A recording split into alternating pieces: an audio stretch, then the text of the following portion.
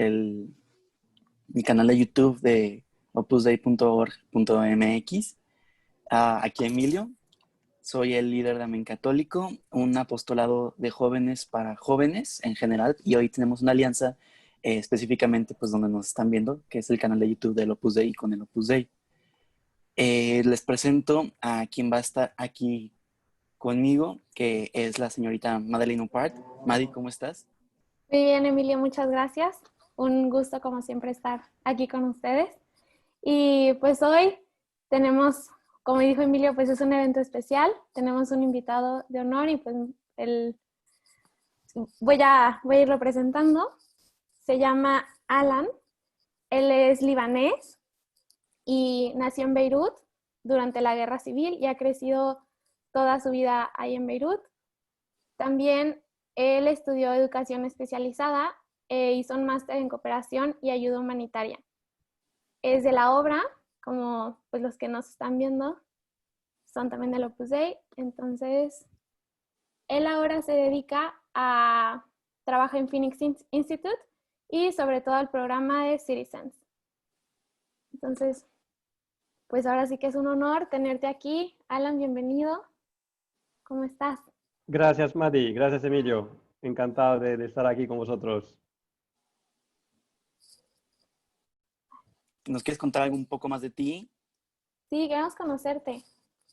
Sí, para Bueno, poder entrar de lleno a nuestro tema. claro, con mucho gusto. Muchas gracias. Os escucho de aquí de Guadalajara, Jalisco, México. Bueno, un Hola, saludo. un saludo. Hola, buenos días a Bueno, todos. Aquí Buenos de últimamente, días. Guadalajara, México. Buenos días. Listo, Alan. Alan.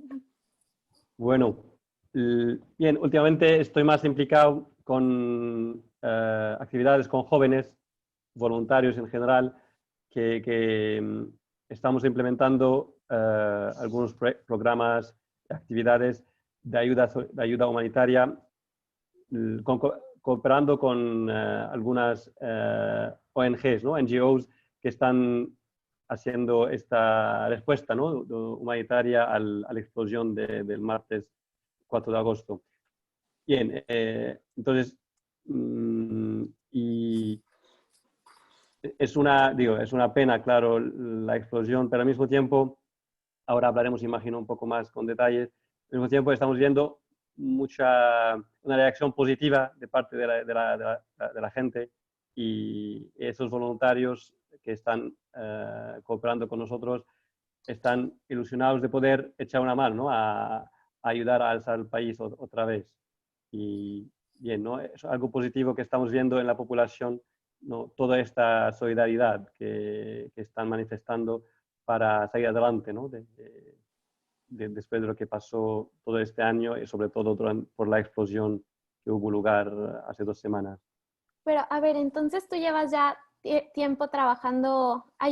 ¿A quién ayudabas regularmente o qué era más o menos lo que tú hacías desde antes de este suceso histórico que fue la explosión del 4 de agosto? Sí, años atrás estaba más bien implicado con la labor con ayuda humanitaria por refugiados iraquíes primero en Damasco, en Siria. Eh, Después, cuando la guerra civil Siria empezó, eh, hemos también ampliado nuestro proyecto para ayudar población siria, sea en Damasco, y después en otros proyectos para ayudar a la población siria en el Líbano, porque hubo mucha emigración, mucho flujo de refugiados sirios, como sabéis muy bien, ¿no? En Jordania, Turquía, pero también en el Líbano. Líbano llegó a un cierto momento a acoger como más de 1 millón de refugiados sirios, según la ACNUR, ¿no? Entonces, estuve un poco implicado en un proyecto, sobre todo destinado a discapacitados, ¿no? Que sea a causa de la guerra ¿no? Entonces, fue un poco años atrás mi trabajo anterior. Ok. O sea que Vaya. ya era un contexto pues complicado. Fuerte, sí, claro. Oye, pues todos vimos la noticia, todos yo creo que vimos las imágenes pues de la explosión en general. ¿Cómo tú que pues estás allá y ves la gente en las calles, cómo están todos, tanto pues los cristianos como no cristianos? Dices, después de la explosión. Sí, sí, sí, sí, sí. Bien, como puedes imaginar, fue un choque tremendo por todo el mundo, sobre todo los que han vivido esto más de cerca, los residentes de Beirut, pero también se escuchó, se movió la tierra incluso a kilómetros de distancia, ¿no? Sí, Y porque hubo una sensación de terremoto. Y mucha gente tardó un poco para darse cuenta, ¿no? de qué era esto y no creía que era una explosión de un gas, de un material, perdón, que estaba,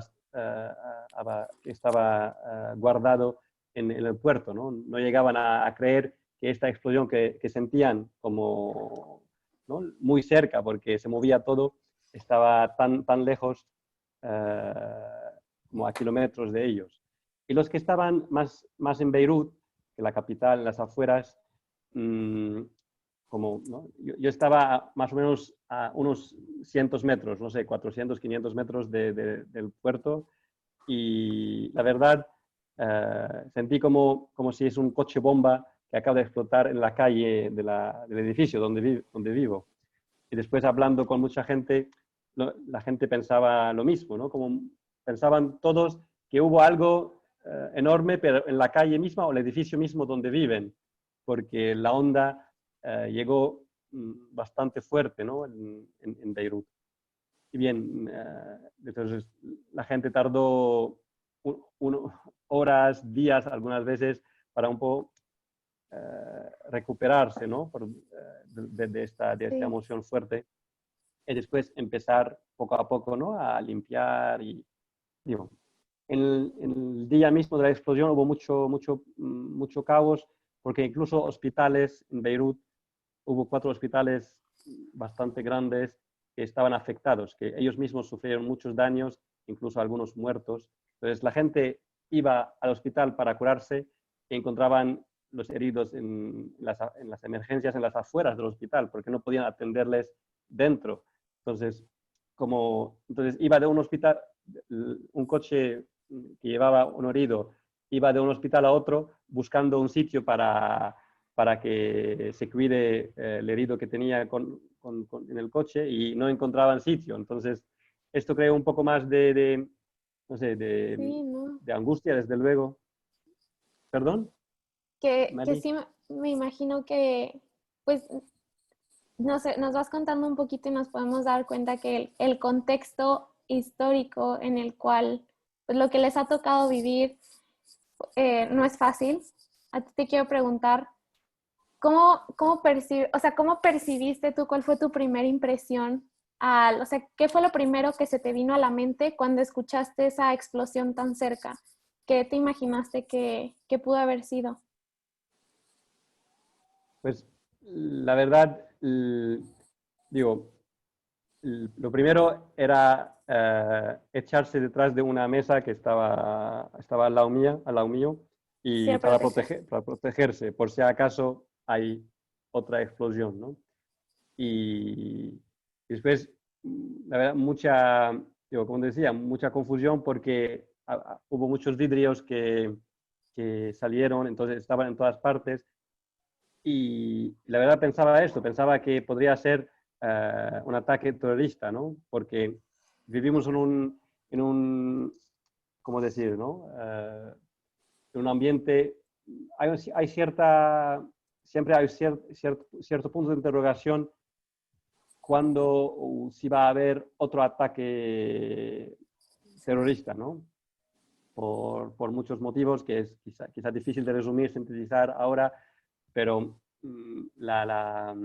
este año no fue duro por los libaneses por muchos motivos, entre otros porque estamos pasando una crisis económica mucho grande, ¿no? Que afecta desde luego también las tensiones políticas.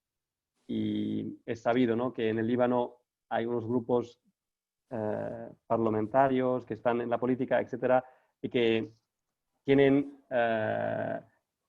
un instrumento ante sus manos que son las armas, ¿no?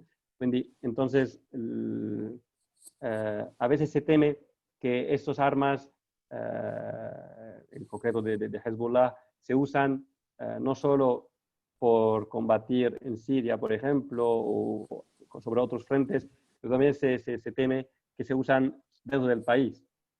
Y después, bien, entonces hay esa tensión política que hace que uno puede pensar fácilmente que esto fue un ataque terrorista Sí, claro. para, digo, sí.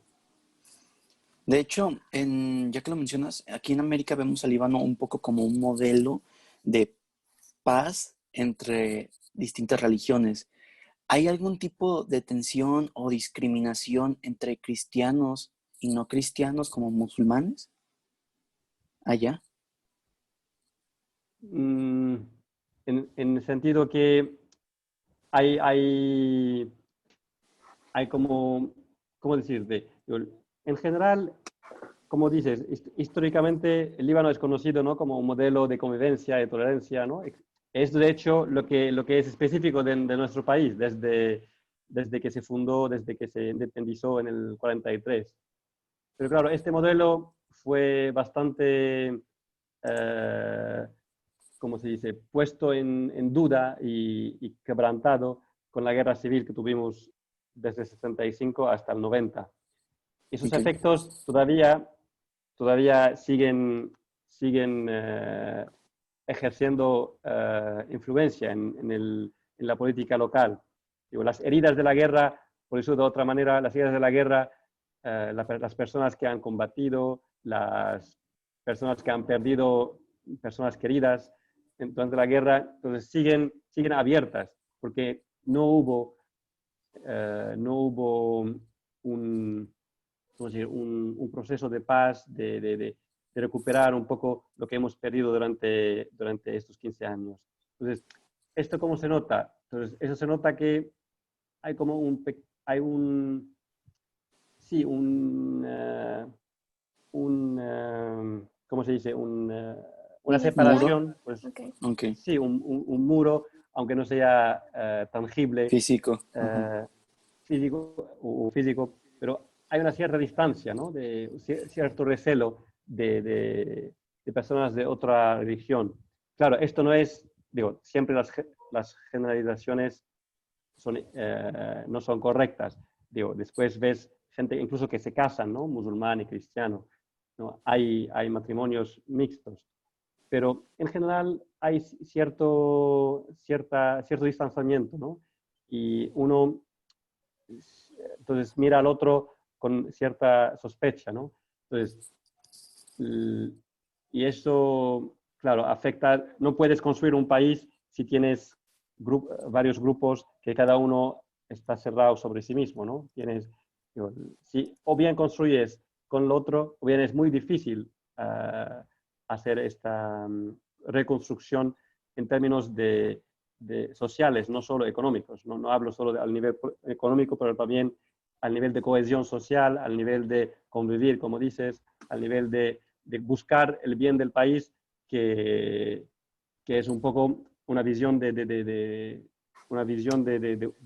Líbano que sea, como decir, sobre la cual todo el mundo está de acuerdo, porque es lo que un poco nos falta aquí, es lo que hace que el Líbano sigue sufriendo muchos de las influencias de los países alrededor, es que cada comunidad un poco mira sus propias miras, ¿no?, sus propios intereses. Esto afecta, claro, la reconstrucción. Wow.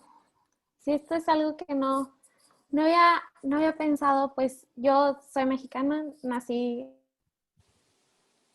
en vida, crecí como católica y pues estoy en un país donde en su mayoría somos católicos. Entonces, imaginarme la vida cristiana en un contexto como el que nos estás planteando, no sé, como que es algo que que me gustaría que nos contaras cómo es la vida cristiana por allá, o sea, cómo van a misa, cómo reciben los sacramentos, cómo lo ven, o sea, porque acá es algo como que incluso se ha visto como el deber, ¿no? De tengo que ir a misa los domingos, o es súper común decir voy a misa, o ya hice mi primera comunión, o ya, ¿sabes? Como que es algo más Mm. normal. Y al ver que allá hay como esa, como tú dices, esa separación entre los, los cristianos y los cristianos y católicos y los musulmanes, no sé cómo lo ves tú, cómo lo has vivido. Yo, antes de todo, claro, sobre todo uno al venir de fuera al Líbano está bastante sorprendido de, de ver la diversidad, ¿no? Y de ver iglesias, mezquitas, etcétera. Todas estas, digo, monumentos que están muy cerca el uno del otro, ¿no? En Beirut mismo se ve 3 catedrales y unas cuantas mezquitas en 1 kilómetro cuadrado, ¿no? Entonces, esta diversidad, como decía Emilio antes, es un valor que tenemos y de hecho creo que tenemos que luchar para conservarlo. Entonces, también digo esto porque eh, Líbano no es un país musulmán. Hay 2 países árabes que no tienen el Islam como religión de Estado. Uno es el Líbano, y aunque podría sorprenderos, el otro es Siria. Y entonces, Vaya. aquí, la libertad de vivir tu religión, incluso de convertirte, está permitida, ¿no? Está, claro, con discreción, llevándolo, ¿no? Con prudencia, ¿no? Conversiones del Islam al cristianismo hay, la verdad, hay muchísimos. Entonces, esto, ¿por qué lo digo? Porque para subrayar sobre todo esta idea, que el Líbano no es un país musulmán, no es un país árabe como los demás. De hecho, eso se ve bastante en la cultura nuestra, que está bastante abierta al occidente. Al mismo tiempo, Okay. tiene una abertura hacia los países árabes, ¿no? Entonces, se ve esta mezcla, se ve este mosaico, como mucha gente le gusta decir, ¿no? Que Líbano que es como un mosaico que mucha gente se encuentra a sí misma, ¿no? Se encuentra feliz. Esto sobre todo, dime Emilio, No, adelante, continúa, ahorita. ¿no? Es una cosa también, creo que el cristianismo ha infundido, ha ayudado mucho a tenerlo presente en el Líbano, que es la libertad de expresión, ¿no? Estoy hablando un poco en términos generales también para situarnos, ¿no? Que el cristiano, cómo vive el cristiano aquí. Entonces, aquí una persona puede decir lo que piensa, al menos en muchos casos lo puede decir, ¿no? Y las canales de televisión u otros medios pueden criticar a los políticos, pueden decirles muchas cosas que no es el momento ahora de decirlo, pero hay esta libertad de expresión que es algo también único en los países alrededor de nosotros. Entonces, y bien, entonces, esto un poco es el ambiente, algunas características, vamos a decir, de la sociedad aquí. Entonces, dicho esto, y también a causa ¿cómo decirlo, no? Hay mucho cristianismo que es más bien social, ¿no? Es un poco, forma parte de la identidad de la persona, ¿no? Por ejemplo, yo soy de rito maronita, que es un rito católico. Hay otros, muchos cristianos son de rito también greco-católico, bizantino, pero también romano, depende de la Iglesia Católica. Hay otros que son bizantinos, ortodoxos, hay otros son caldeos, que vienen originalmente de Irak, etcétera, etcétera. Entonces muchas veces eh, el cristiano vive su apartenencia al cristianismo de esta ventana un poco que yo soy maronita, yo soy caldeo, yo soy greco-católico, que muchas veces no va más allá, no va más al fondo en esta relación un poco más personal, una relación más cercana y personal, ¿no? con el Señor. Y bien, ese de un lado. De otro lado, gracias a Dios, sí que hay una cierta participación, diría, mucho más, en términos numéricos, más que en Occidente, que en Europa, por ejemplo, que en España o Italia. Ves gente en la misa el domingo, ves gente confesando, ¿no? Ves gente rezando, ¿no? Y hay mucha devoción a los santos libaneses y no libaneses. Entonces, hay una devoción popular que yo diría que es lo que está salvando un poco el país, la esperanza de la gente, porque mucha gente viendo un poco la crisis económica, viendo un poco el panorama político, claro, están bastante tristes, incluso deprimidos, pero un poco lo que salva, lo que nos salva es esta, esta piedad, ¿no? Esta piedad popular, ¿no? Entonces, hay un poco esos matices que es difícil de transmitir quizá, pero hay este cristianismo un poco oficial, formal, pero al mismo tiempo hay mucha gente que tiene una devoción sincera, una devoción, una vida espiritual ferviente, podría decir. Oye, hablaste de un tema que a mí me interesa muchísimo. Dijiste que hay muchos conversos del Islam al catolicismo. ¿Cómo se da ese aspecto de la evangelización? Porque me imagino que es completamente diferente a intentar evangelizar a alguien del Islam que evangelizar a alguien de alguna otra rama del cristianismo o a alguien ateo, por ejemplo. Hmm. El- Yo, yo creo que tiene mucho que ver el papel de la convivencia, de la cual hemos hablado antes, porque es cierto que hay una separación, vamos a decir, no social, pero que hay una cierto recelo, ¿no? En la sociedad, pero hay muchos pueblos, hay muchas ciudades, etcétera, incluso lugares de trabajo, escuelas, universidades, donde cristianos y musulmanes conviven.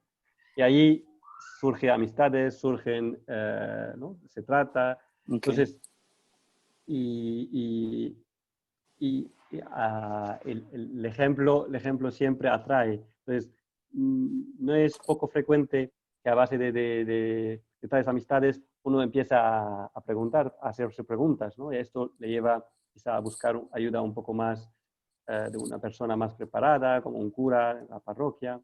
Hay también hay un santo libanés que se llama San Charbel, que hace muchos milagros, ¿no? Tengo entendido que en México tenéis mucha devoción a San Charbel, que es Sí. un monje libanés del siglo XIX. Y San Charbel, la verdad, hace milagros tanto para cristianos como para musulmanes. Muchas veces esto está también a la raíz de un acercamiento hacia la fe cristiana.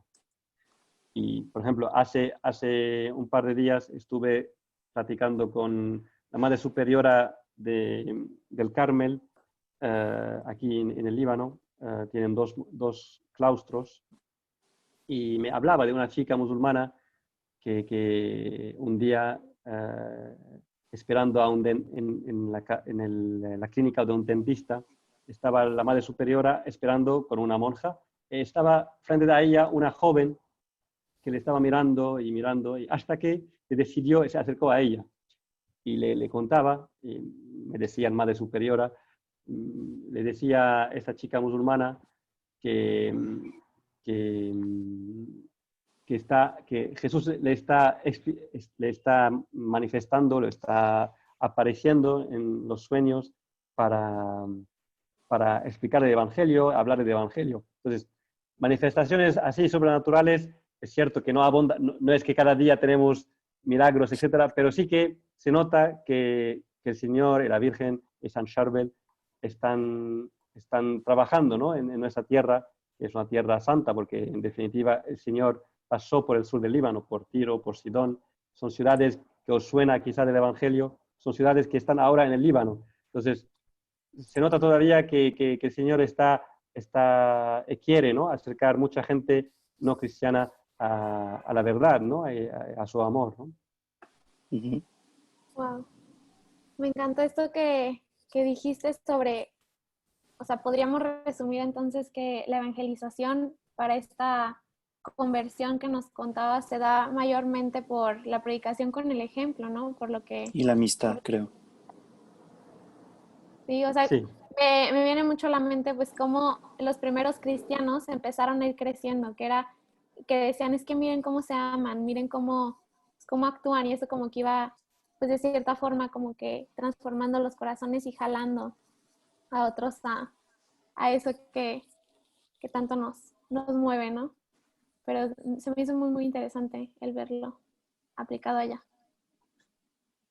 Y entonces llego a la conclusión, bueno, te quiero preguntar, viendo este contexto, viendo cómo se hace ya la conversión, ¿tú qué crees que podemos hacer los cristianos del resto del mundo por los cristianos del Líbano?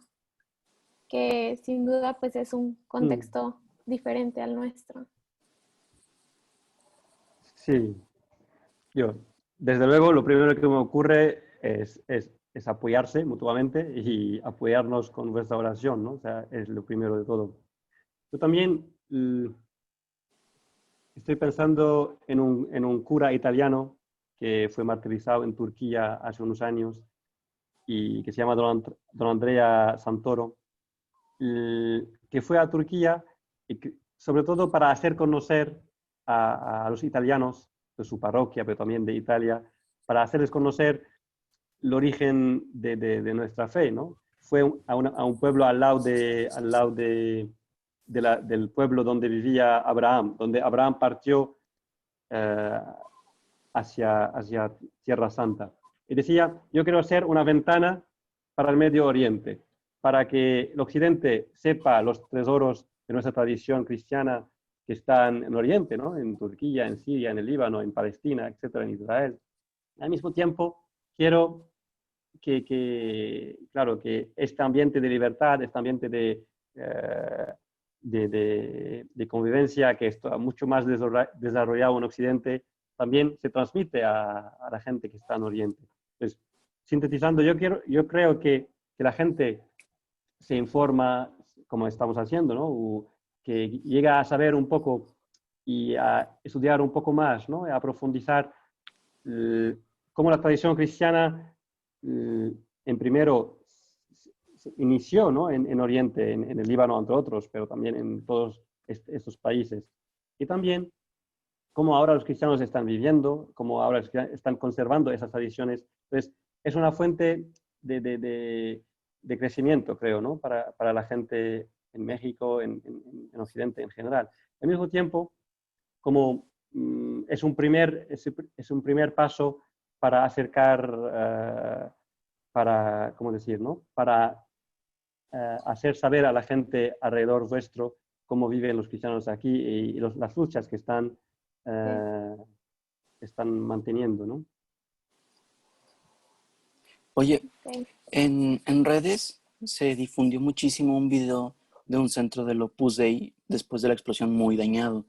Tenemos entendido que tú formas parte del Opus Dei. ¿Nos quieres explicar más o menos, para los que no conozcan, qué es el Opus Dei, cómo funciona, si es una congregación o solo una institución religiosa?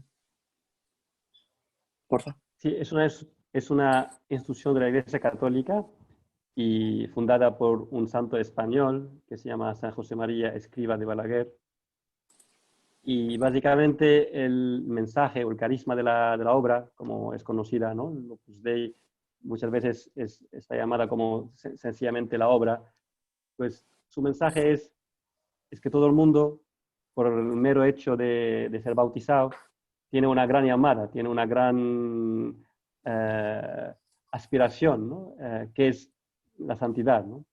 Y esta no es hacer cosas raras, no es hacer cosas, no sé, muy difíciles.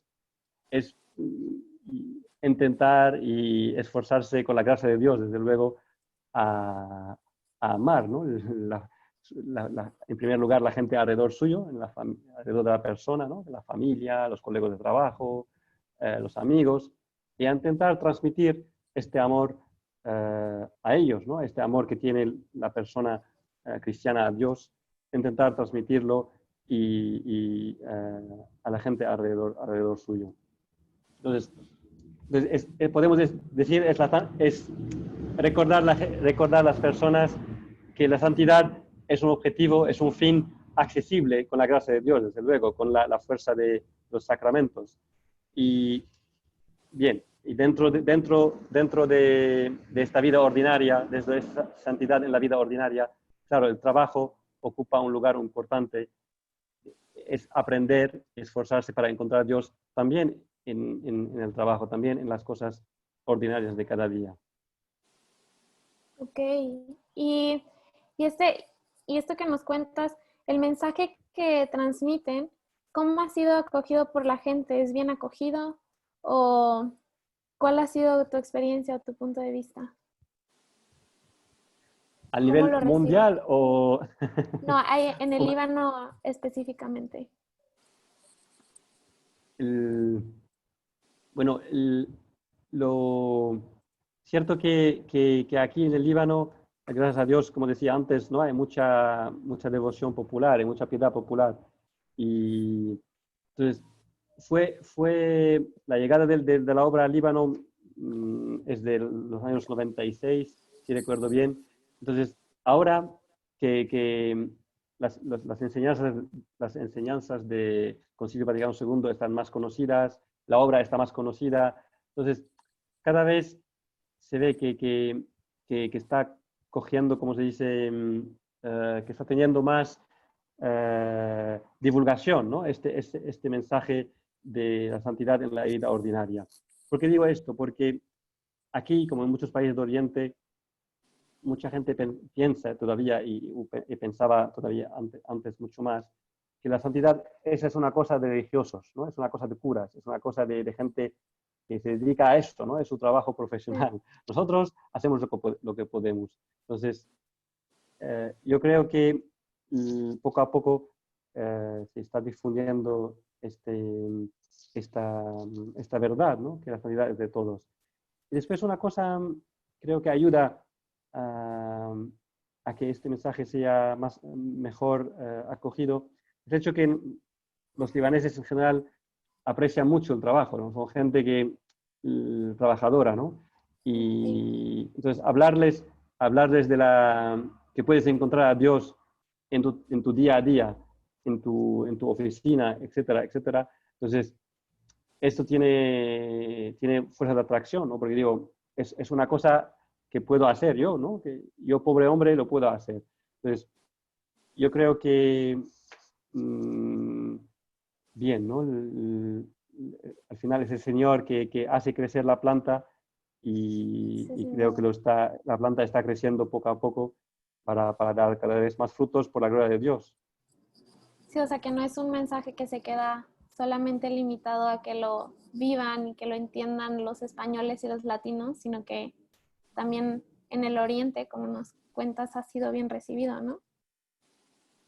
Así lo ha entendido la gente y sí lo han logrado más que nada llevarlo a sus vidas, a la práctica. Así es. Claro, después hay gente que ve que esto no es su camino, que esto no es su espiritualidad. Entonces, gracias a Dios, hay muchas asociaciones, instituciones, etcétera, en el Líbano, y hay gente que son amigas nuestras que ahora están en un convento, tienen otra vocación, ¿no? Y lo están llevando adelante. Pero sí, es eso. Okay. Oye, para quitar leyendas negras de la mente de la gente, leyendas negras es una creencia falsa que se tiene.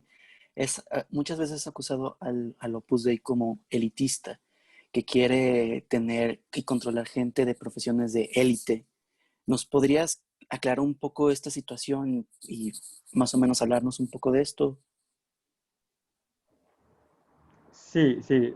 Algunas veces platicando con gente de la obra, sobre todo fuera del Líbano, o leyendo artículos, etcétera, se ve esta etiqueta, ¿no? También la historia de la obra en España, hubo algunas veces ¿no? Estas críticas, ¿no? a la obra. Aquí en el Líbano, para no hablar de la obra en el mundo, aquí en el Líbano es cierto que hay miembros de la obra que son empresarios, o médicos, pero también hay miembros de la obra que son agricultores, otros que son carpinteros y otros que son funcionarios, otros empleados. Hay una tal variedad de ocupaciones, de empleos, que objetivamente, por un observador de fuera, no puede decir que la obra es elitista, porque es gente de todas Clases sociales. clases sociales, ¿no? Podemos Ujú. decir. Y después hay amas de casa, ¿no? Hay gente, sí, que tienen un cierto nivel socioeconómico, y otros que viven con lo justo, ¿no? Que ahora, por ejemplo, con la explosión del otro día en Beirut, están pendientes de ayudas, ¿no? Para poder llevar esto adelante, ¿no?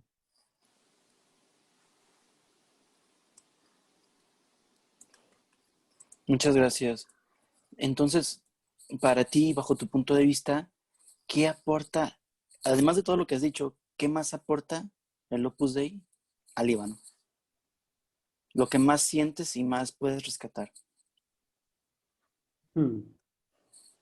Yo creo también, juntando un poco lo que estamos diciendo antes de las heridas de la guerra civil, y pues este mensaje del fundador del Opus Dei que hablaba de acoger todo el mundo, de estar abiertos a todo el mundo, de dar la mano a todo el mundo, pues es clave, ¿no? Para la reconstrucción de la sociedad, ¿no?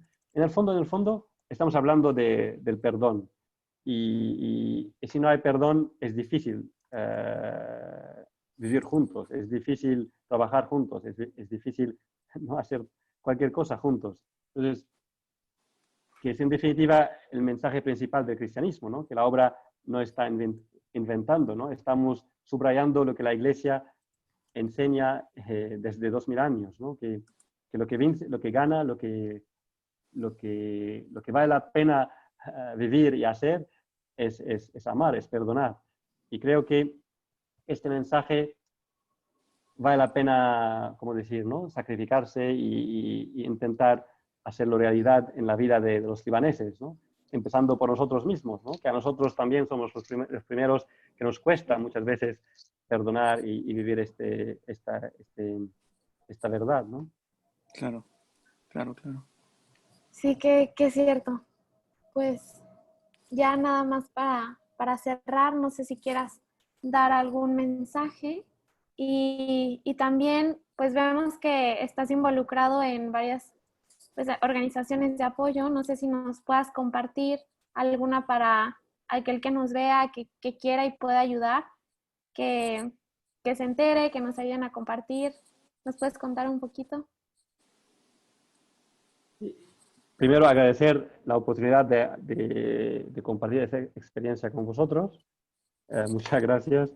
Y después os invito a venir al Líbano, porque es cierto que México está al otro lado del Atlántico, pero creo que el verano es una buena ocasión, no sé, para hacer un campo de trabajo, para hacer una actividad solidaria, sea con la gente afectada por la crisis económica nuestra, sea con los refugiados. Entonces, solemos organizar tales, digo, actividades similares cada verano, ¿no? Con jóvenes.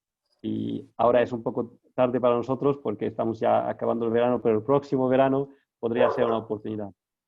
Después, claro, todo lo que la gente puede echarnos una mano con donativos ahora para reconstruir el centro, para arreglarlo, pues está bienvenida. Quizás después, a través de vosotros, puedo compartir un número de cuenta en España, que es más sencillo ahora porque tenemos un embargo, dificultades para recibir transferencias de fuera, pero Okay. claro, toda ayuda está bienvenida para alzar esto de nuevo y reempezar el trabajo apostólico y las actividades de formación aquí en el centro.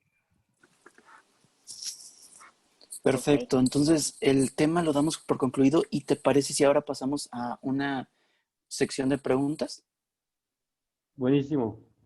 Bien, tenemos aquí A una ver, de... espera. No sé si Paula quiera... Paula, ¿quieres hacer con tu voz o quieres que la leamos? Ay, bueno, no me contesta, entonces, si la Mientras quieres leer.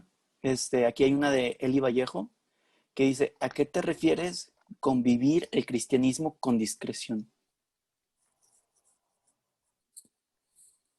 Creo que me refería a otra cosa. Cuando hablé de discreción, creo que estábamos hablando de conversiones al cristianismo, que muchas veces es un tema delicado, ¿no? Sobre todo por la persona interesada que se convierte. Entonces, yo me refería, quizá, perdona por no controlar el idioma, me expresé mal, pero me refería a no exponer, a no, ¿cómo decirlo? Hacer publicidad quizá de conversiones o hablar de nombres y manifestar quizá conversiones de personas musulmanes, porque podrían ellos mismos sufrir daños de su familia, ¿no? Aunque la libertad de culto está protegida por la ley, pero siempre hay tensiones y algunas veces más que tensiones que la persona en cuestión puede sufrir del hecho de su conversión. No sé ¿Sí? si se refería a esto, pero yo creo que cuando hablé de discreción estaba refiriéndome a este contexto de conversiones. Ok, muchas gracias por la aclaración. Le vamos a dar micrófono a Pau Jawa, disculpa si no estoy pronunciando bien tu apellido, porque quiere hacer una pregunta. Ya te mandé para que puedas activar tu micrófono. Gracias. A ti. Eh, Hola, soy Pau Jawa. Y bueno, Hola. mis abuelos eran de Líbano, entonces tengo contacto con los maronitas y así.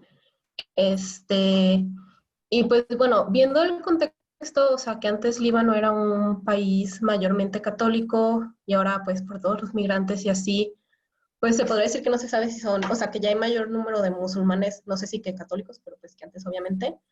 Entonces, lo que sé que los maronitas están intentando hacer es buscar que los nietos y los hijos de los libaneses que emigraron se nacionalicen para que el número de católicos libaneses crezca y así pueda seguir siendo pues el presidente un católico maronita.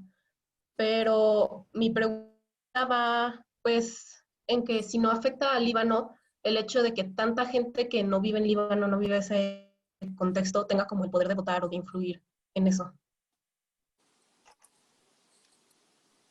No entendí al final la pregunta, perdona, no escuché muy bien. Está en relación con los cristianos fuera del país, en los votos, pero no entendí exactamente la pregunta, perdona. Ajá, o sea, sí que si no afecta al Líbano, que tanta gente que no vive en Líbano vote y que tal vez ahorita, o sea, haya más musulmanes, pero por el hecho de que haya muchos cristianos nacionalizados, el presidente sea cristiano. Ah, creo que entendí. Entonces, el hecho que el presidente es cristiano es como por el momento y digo, hasta que un día, ojalá, no sé, ojalá sea muy, muy tarde, pero hasta el momento el hecho que hay cambios demográficos no afecta la religión del jefe de Estado. Hay una división de poderes, como bien sabes probablemente, que por el momento se conserva, ¿no?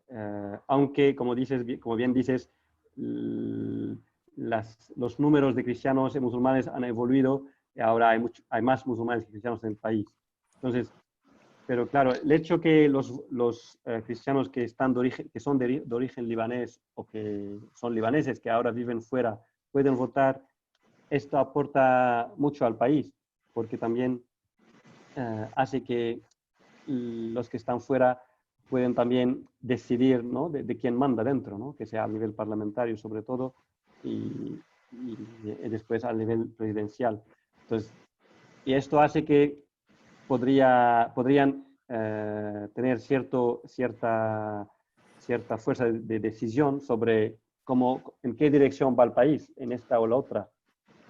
Y claro, esto siempre es importante porque muchos de esos libaneses están esperando para volver, están queriendo ayudar al país como puedan. De una manera concreta es esto, es votar la gente que ellos quieren. Y ojalá esta posibilidad sea abierta cuanto antes. Creo que ya se empezó a aplicar esta ley en las elecciones pasadas y creo que vale la pena seguir ampliándola para que más gente puede ejercer ese derecho, ¿no? para votar. Espero que respondí a la pregunta, pero me dice si no. Sí, gracias. Ok, aquí nos llegó otra pregunta. No sé cómo se llama. Dice Galaxy S20 Ultra 5G. Buen Y, celular, amigo. Buen celular. Es que a mí me gustan los celulares, pues. Soy ay, no. apasionado de estas cosas. Lo que te quiero preguntar es que con esta pregunta salió su duda de ¿el gobierno es cristiano o musulmán? Entiendo, renunciaron la gran mayoría. ¿Cómo está la situación del gobierno actual? O sea, su duda va por ese lado. ¿Qué nos puedes decir? En general, el gobierno tiene representantes de todos los partidos, pero también todas las confesiones. Claro, digo, siempre cuando y como es posible, pero en general está representado todo el país, ¿no? Y bien, entonces ahora dimitió el gobierno y entonces está la discusión para ver si formar un gobierno de unión nacional, entonces está el debate si hacer este tipo de gobierno, sabiendo que mucha gente en la calle no quiere tener un gobierno con las mismas caras de siempre, ¿no? Quieren un sangre nuevo, quieren gente más bien tecnócrata que ayuda al país a salir adelante de la crisis económica que estamos teniendo. Entonces, pero en términos generales, se busca que todo el país esté representado en el Parlamento, pero también en el gobierno ejecutivo. Ok, no sé si haya quedado resuelta tu duda. Si nos puedes mandar un mensaje, aquí lo leemos. Y Sí. ya una última pregunta. Dice Ireri que si Líbano es un país seguro para vivir. Buena pregunta. Pues en el día a día yo diría, no sé si quizá vas a pensar que estoy exagerando porque es mi país, pero es más seguro que muchos barrios de Estados Unidos o de Francia, porque, bien, al nivel de la calle uno puede salir a pasear y a tomar lo que quiera, donde quiere. Cierto que hay zonas que dices, no voy a ir ahí para no buscar problemas, pero en términos generales puede uno vivir pacíficamente dentro del país. Dicho esto, hay ¿cómo decir? Siempre hay una cierta inseguridad de fondo que podríamos tener unos conflictos en el sur del país con Israel. Entonces, pero esto no, ¿cómo decir? No es un problema cotidiano, ¿no? Sí que es un problema de fondo que de vez en cuando, por desgracia, tenemos unos sustos, pero esto afecta a una zona muy limitada del país, que es el sur. Pero dentro del Líbano, en Beirut, en la gran parte del país, uno puede vivir pacíficamente. De hecho, hay muchos extranjeros que trabajan aquí con NGOs o con agencias europeas, etcétera, que están muy felices. Tengo muchos amigos que llevan años viviendo aquí y están muy contentos. Ok. Ireri respondió a tu duda. Bueno, pues listo, Sí, ya dijo que sí. dijo que sí. Pues De nada. muchas gracias. Dice que gracias. Y estaba Ok. leyendo. Liliana Aupart. Ay, mira, se apellida como tu madre. Es mi tía. Ah, tuve la oportunidad de visitar Líbano. Es un país, supongo, hermoso. Su vida y cultura me hizo sentir en México, desde la forma errática de manejar, como la calidez de su gente y su resiliencia. Ay, se movió. Su Bueno, resiliencia hacia tanta injusticia. Me gustaría saber si hay algo que la iglesia está haciendo para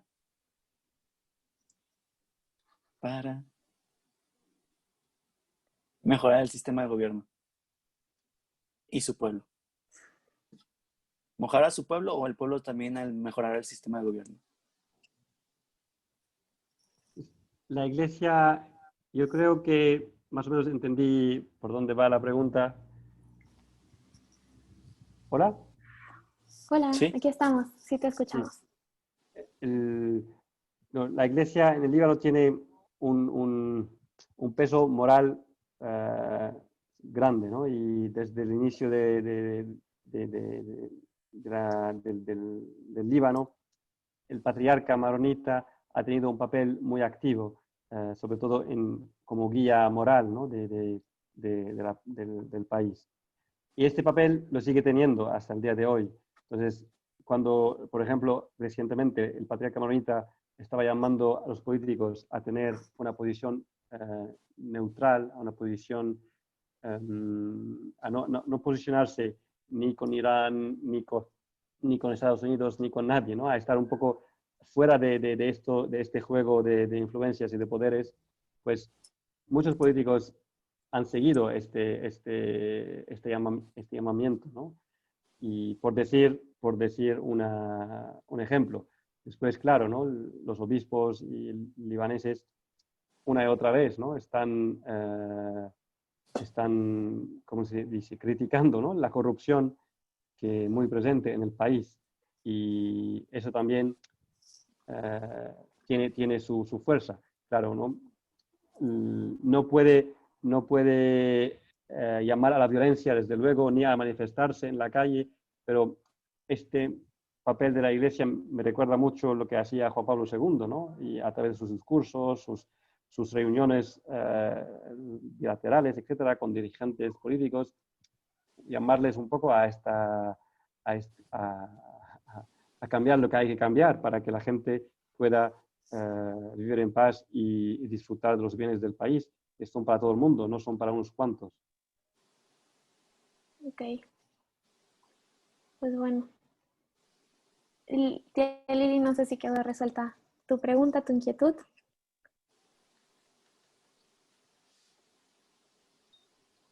Bueno, tenemos, Dos preguntas más. sí, cómo estamos de tiempo. Quedan 6 minutos. Ok, bueno, vamos a, Paula, tú ya la ponemos al final. Y Ireri vuelve a preguntar, nos dice, listo, ¿qué se siente en un país donde sí se puede hablar de Dios en el gobierno, en los discursos de los gobernantes? ¿Eso es posible?